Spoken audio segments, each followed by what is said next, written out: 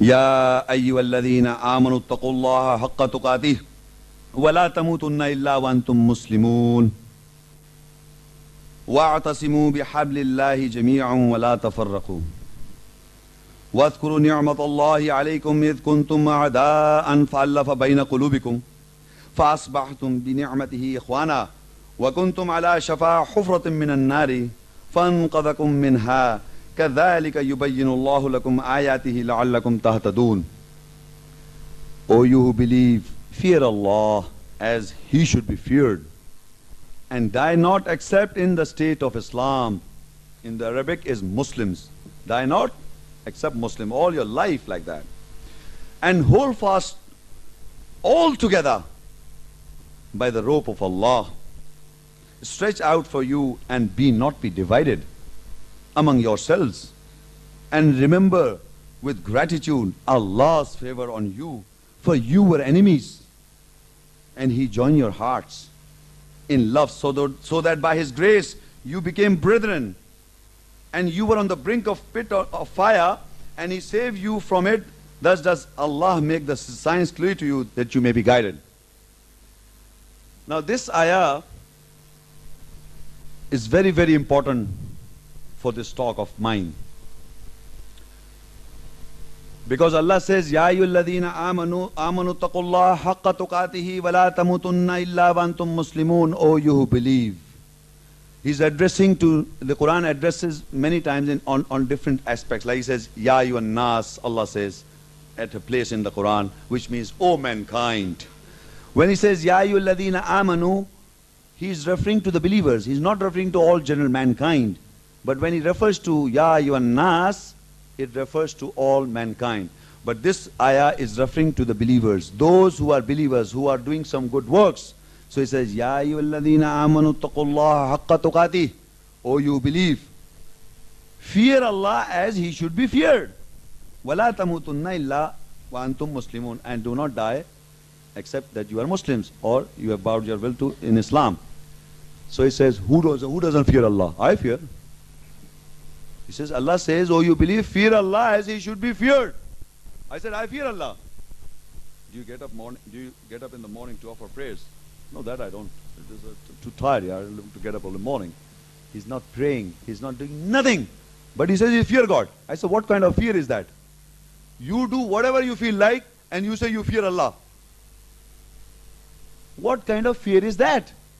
So Allah knows our hearts. He says, oh you believe, fear Allah as He should be feared. Don't take it as a mockery. These guys, I'm telling you, if I'm working in a company and he's my boss, he says, Sheikh, you have to come tomorrow, or there's an appointment with him and me, that I have to do certain duties and I have to be in the office by 8 sharp. 1 or 2 days he might excuse me. The 4th day he say, hey man, alright, I'll kick you out then. So now I get up every morning. Years people are going to the offices because they are terrified of their boss. This is known as fearing. You are terrified by the people, not by Allah, because Allah He doesn't believe in.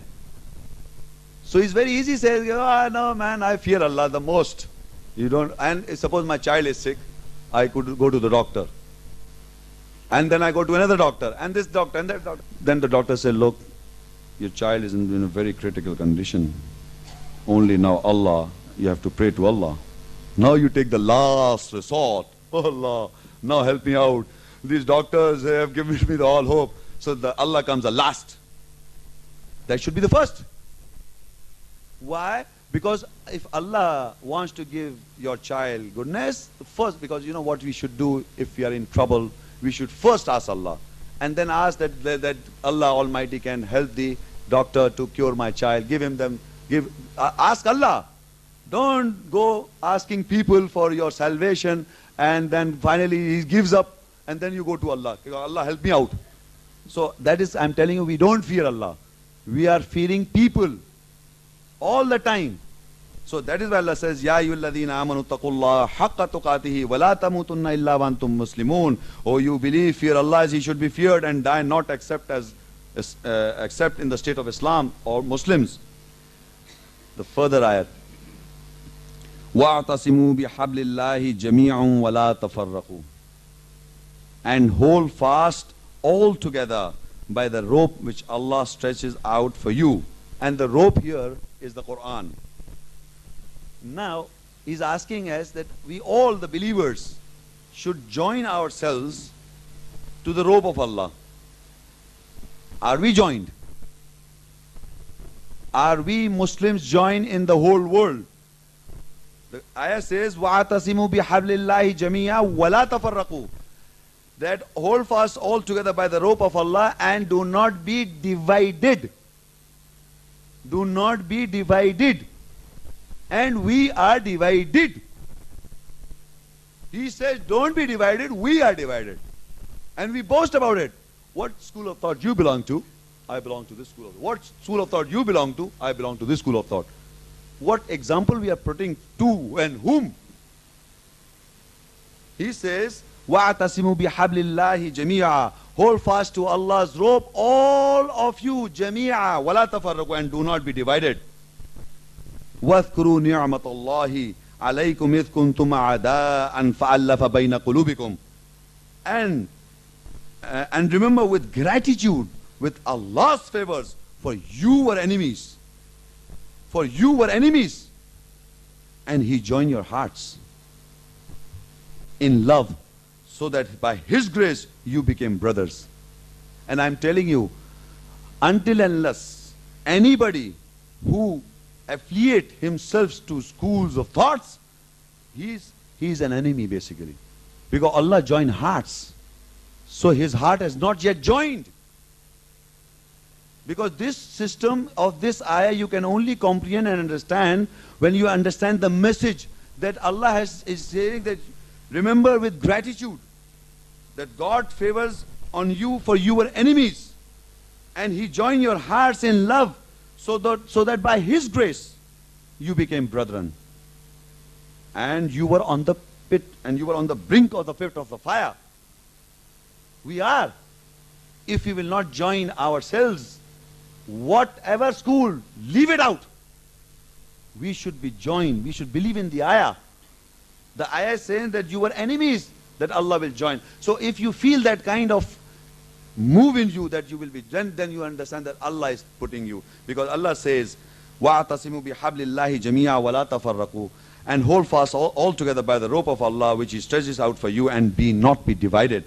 وَاذْكُرُوا, and remember, نِعْمَةَ اللَّهِ, the blessings of Allah, alaykum, over you.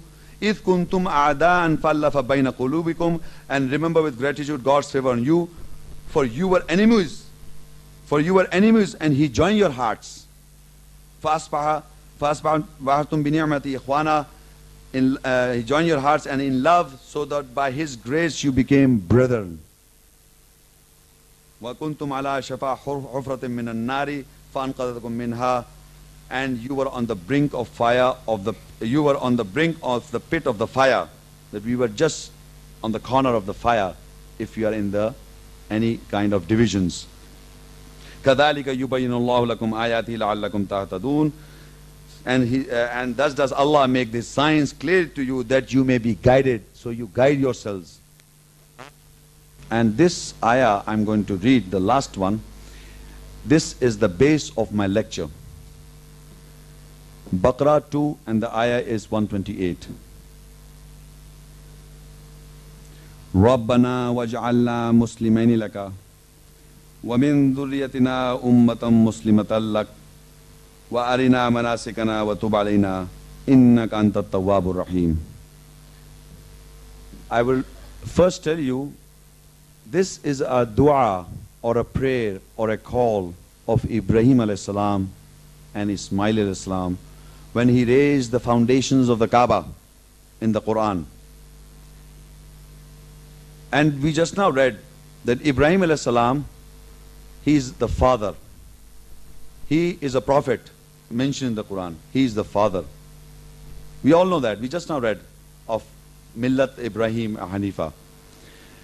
And when I read this verse, and if you just look at those words and think, a prophet of Allah, the religion today existing, Islam and Muslims, because of Ibrahim, and he says, Rabbana waj'alna muslimaini laka. Oh our Lord, make us Muslims. That is Ibrahim, the father of religion, saying, make us Muslims for thee. Because he is a father. And he is asking Almighty that in sight of God I may be a Muslim. Not in the sight of the people or born in Muslim family or Pakistan or Saudi Arabia that we are Muslims. In the sight of God he says, oh our Lord, Rabbana waj'alna muslimaini laka. Oh our Lord, make me Muslims. Wa min dhurriyyatina ummatan muslimatan lak. And among my progeny, raise up ummat, a Muslim. This ummat today or the Muslim world exists because of his prayer, his call. We don't know. This father of ours is asking Allah Almighty to make him a Muslim. The father, the Khalil, the friend of Allah, he is still conscious that maybe God may not accept his worships. But we take it for granted. Labeled as ourselves a Muslim. Muslim is not a label that you can go and buy a ticket and put in your pocket that I am a Muslim from now onwards. You have to strive. So Ibrahim alayhi salam was also saying, Rabbana waj'alna muslimaini laka. Oh our Lord, make of us Muslims. Ibrahim alayhi salam says, oh our Lord, make of us Muslims bowing to thy will. Wa min dhurriyyatina ummatan muslimatan lak. And of our progeny, a people, Muslim, bound to thy will. Wa arina manasikana wa tub alayna. And show us our places for the celebrations of the rites.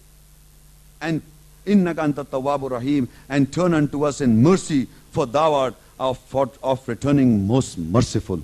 This dua, he's asking to show us rights. And do we know our rights? What we have to do as Muslims, we still don't know. We still don't know. We have to know our rights and duties and responsibilities as Muslims, because he also asked. So we should continue, and every Muslim should pray for this dua, that God Almighty, in the sight of Allah Almighty, we should be Muslims. Not in the sight of mankind, we are Muslims. We are more than ashamed that if you can say that I'm a Muslim, we should be in the sight of Allah, Muslims. Thank you very much.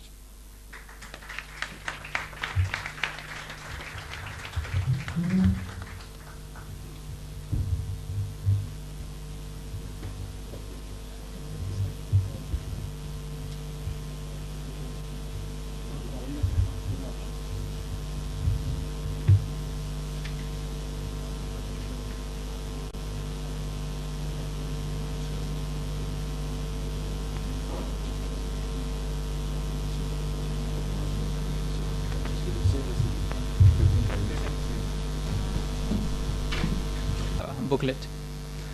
I would like to open up the floor for any questions that anyone might have pertaining to the topic, but please ensure that the questions are based only on the topic which was delivered today, and that is what Al-Quran says about Islam and Muslim. There's a microphone up in front. I would request those who would like to ask the questions to come up there, introduce yourselves briefly with your name, and state the question clearly in English. For those who are sitting far in the back or who would not like to come up, there are arrangements for a piece of paper and a pencil. So please write down the question legibly in English and give it to one of the coordinators. Yeah, and please raise your hand so that we can identify you if there is a question. Preferably, please come up to the mic so everyone can hear you. If you can go up to the mic, please.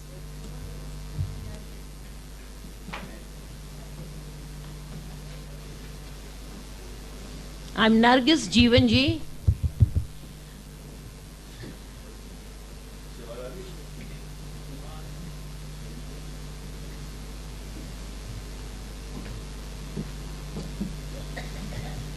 I'm referring to the ayat of submission which you took up at the start of your lecture. The ayat speaks on submitting willingly and submitting unwillingly. Right, when you submit willingly or when you willingly submit, that is submission. But when you are unwilling, how does that become submission? Thank you. Galton. She's referred to Al-Imran 3 and the ayah 83. I will repeat that ayah. Can you show? Oh, sorry. أَفَغَيْرَ دِينِ اللَّهِ يَبْغُونَ وَلَوْ أَسْلَمَ مَنْ فِي السَّمَاوَاتِ وَالْأَرْضِ طَوْعًا وَكَرْهًا وَإِلَيْهِ يُرْجَعُونَ. Do they seek for other than religion of Allah, while all creatures in the heavens and on the earth have willingly and unwillingly submitted? Now, she's asking that how unwilling submission is also mentioned in the Quran. How it is possible? You see, willing submission, I explained that in the Quran is a criteria, a furqan, which gives us the two paths, the right path and the wrong path. It is very clearly defined in the Quran, the two paths. So by choice, you choose the Quran and try to understand and follow the right path is willing submission. The unwilling submission is if you deny the Quranic ayats, the positive ones, which is explaining the right path, you automatically fall on the wrong path of the Quran. So that is unwilling submission. But the gentleman who have not read the Quran, he may not know that. I can give you an example, for example, that there are Christians in the world, they have not read, generally they have not read the Quran. They say that Christ is Allah or God. Now, if you ask them that, can you show me this quotation that Christ said, I am God, worship me, so in his Bible, he cannot show that. But the Quran says, in one of the ayahs, reference I can quote, that is that Quran said that they will say Christ is God. That they will say Christ is God. So the Christians are saying Christ is God, Christ is God, Christ is God. Actually they are quoting the Quranic ayat. The Quran says they will say Christ is God. So now they are not the Quran is saying not to say. But at the same time Allah is quoting about the people in the world, they will say Christ is God. So if you show to a Christian and say, look, you are saying Christ is God, and this is Quran is saying that you will say, so you are also submitting to the Quranic ayat. Quran says that you will say Christ is God, and he's saying yes, Christ is God. So he's submitting to the Quranic ayat, and for that he said, Allah says he'll put him into hellfire. So but he's saying Christ is God. It is an unwilling submission. Quran says that he will say Christ is God. He is saying Christ is God. So he is submitting to the ayat. He is saying Christ is God, and Allah says he'll put it to hellfire. He still says that. No. I'm saying unwilling means now he has to deny the Quran. So he said, okay, I will not say. If the Quran says, then he says, I will not say. But he says, he also submit to the Quranic ayat. Like for example, there are people who worship the cow. In Musa salam, the cow, they worship the cow. And still people are worshipping the cow. So he said, ask the Hindu, why do you worship a cow? He can't tell you anything. The Quran says he will worship a cow, so he's worshipping a cow. So all the wrong things mentioned in the Quran, people are submitting to that. If they don't choose the right path, they submit to the wrong. But they don't know that. But you showed to them, look, the Quran says you will do that, and he's doing it. The Quran says you will follow the footsteps of the shaitan. He's following the footsteps. You will drink, he's drinking. You will womanize, he's womanizing. So, but he's saying not to. So by willing submission, you have to take up a choice. And the one who does that, he falls into the unwilling submission.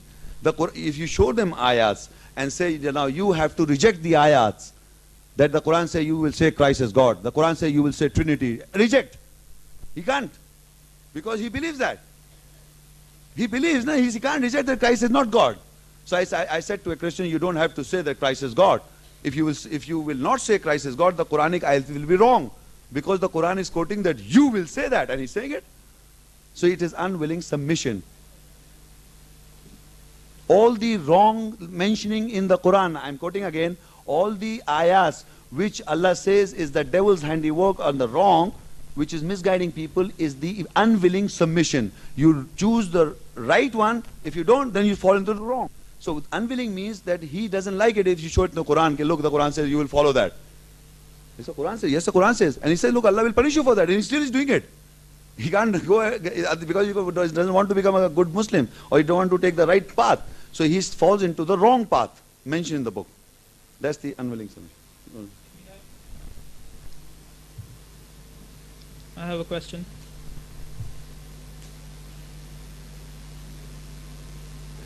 Mr. Shaikh? Sorry. I have a Sorry. question here. I'm Riaz Khandwala. Yes, please. According to the Quran, you say that the Muslims should not be divided into sects, right? Yes. My question is, what sect do you belong to, and how do you justify? Thank you. You see, as he's already mentioned, as the Quran also said that we should not be divided, but still people want to live in the sects. So if I say that I belong to a certain school or sect, then I'm also falling into that Quranic wrong trap. So now I will refer to one Quranic ayat about sects. If anybody wants to note down, he can note Surah Anam, that is 6. About sects, Allah says, إِنَّ الَّذِينَ فَرَّقُوا دِينَهُمْ وَكَانُوا شِيَعًا لَّسْتَ مِنْهُمْ فِي شَيْءٍ إِنَّمَا أَمْرُهُمْ إِلَى اللَّهِ ثُمَّ يُنَبِّئُهُم بِمَا كَانُوا يَفْعَلُونَ.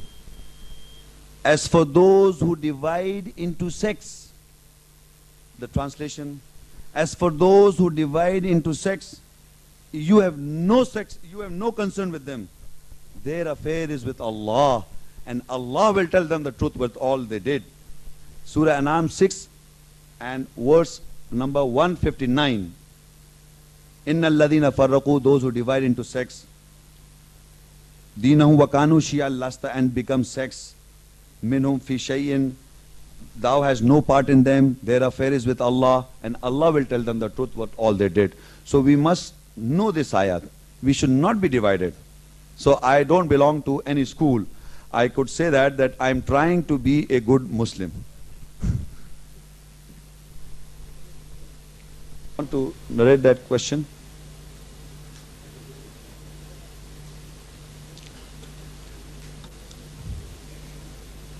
Assalamu alaikum. Assalamu. Well, while referring to Surah al-Imran, ayah 64, you tried to explain the word Ahl-al-Kitab, meaning that it included the Muslims also. Well, my question is that Quran, as we know, came as a revelation to the Holy Prophet, and there has been various different ways of addressing. Sometimes the people, the Ya Ayyuhallazina, Ya Ayyuhan Nas. In this particular place, the Prophet is being directed to say to the people, Ahl Kitab, meaning the Christians and the Jews. And the translation says, people of the book, meaning the Jews and the Christians, come to common terms between us, because there is no difference between us and you. The Prophet is inviting the Jews and Christians to come to terms with the Muslims, because we worship none but Allah, that we associate no partners with Him, that we elect not from among ourselves lords and patrons other than Allah. If then they turn back, say that we are Muslims. So you quoted the word Zalik al-Kitab appearing in the Surah Baqara. There the word Zalik al-Kitab means this book. So it didn't say the book. This means this holy book, Quran. But Ahl Kitab. You can just address your question in short.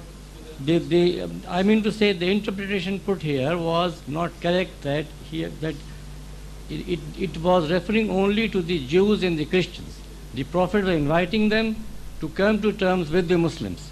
This is my question. The second point. No, sir. Wait, one question please at a time. No, I'm not. Question, or is it a statement? No, it is a question that here the interpretation given was not correct. Here the Prophet has been asked by God to address the Jews and the Christians to come to terms with the Muslims. Okay, so the thank you. word Ahlul Kitab is referring to the Bible and the Torah, and not here the Ahlul Kitab does not mean the Muslims. The second Thank you, no, please. this is not the second question. The second thing is that what I'm finding out that in this booklet there is some misprint, because you yourself said that the word Abraham is a biblical term. While translating Ibrahim from Arabic, you have also mentioned Abraham, which should Sir, if you can please bring this issue up at the end of the program, I'd appreciate that, because I'm sure there are other questions as well. If you can just address the speaker on the The topic. question could sum up to that I referred to Surah al-Imran in some of the ayahs which mentions that the people of the book are not the present day Jews and the Christian only. Referring to the people of the, because the book is this, and this book Allah is referring to, not the Bible Christian carrying in his hand. So he's asking me to give me some proof from the Quran proving that the people of the book are Muslims or something like that. So we refer to, this is a big subject, I can give a talk on that also, that how can we prove that the book is this we are referring to. Many times Allah says the book, meaning to Allah's book. ذَلِكَ الْكِتَابُ لَا رَيْبَ فِيهِ, that this book does not have a doubt. So we are talking of the book of Allah. But if we particularly refer to Surah 3, just a minute, I'll confirm.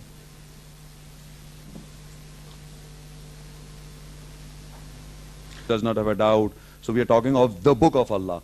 But if we particularly refer to Surah 3, just a minute, I'll confirm.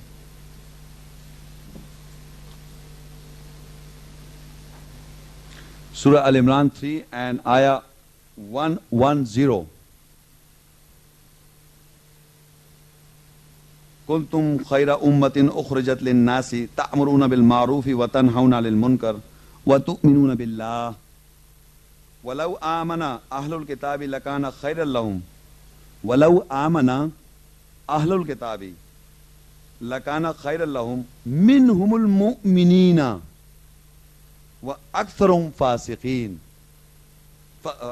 فاسقون. You, Allah says, you are the best of the people evolved for mankind, enjoining what is right, forbidding what is wrong, and believing in Allah.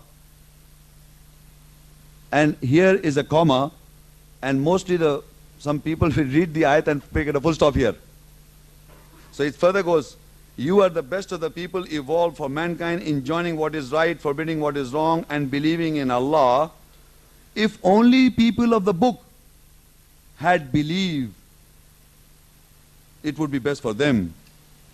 Among the people of the book are believers, mu'min. I'm asking the learned man to show me any Jew, Christian, who's a mu'min. You will not find one. But if a Christian revert to Islam, of course he can become a good Muslim or a mu'min. We are talking of a person who follows the Bible and he's a mu'min. He cannot be. Only one verse can prove that. The Quran says, minhumul mu'minuna. Among them are mu'min. And mu'min, according to the Quran, are the best of the believers. Wa aktharuhum fasiqun. And the majority are perverted transgressors. So among the people of the book are two categories. The mu'mins are the good Muslims. And aksar of the fasiq are just label Muslims. Topic. Thank you. Just one correction I would like to say. The gentleman is saying that I've interpreted. You see the word English, there is a word translation and one is interpretation. Interpretation is something that what is there you are telling something else. And translation is that what is there you are just reading the translation. So I said, Qul ya al-kitab, and it is recorded. Say, O people of the book, Ta'alaw, come ila kalimatin, come to a kalima, the word, I said. Kalma means the word. Sawa'im bainana wa bainakum, which is common between us and you. This is the translation. Your interpretation, my friend, that it doesn't say Jews and Christians in the whole Quran. You are interpreting that. I didn't say the Kitab Arabi, Al-Kitab does not mean Jews and Christian. Or you are trying to say Al-Kitab means Jews and Christian is your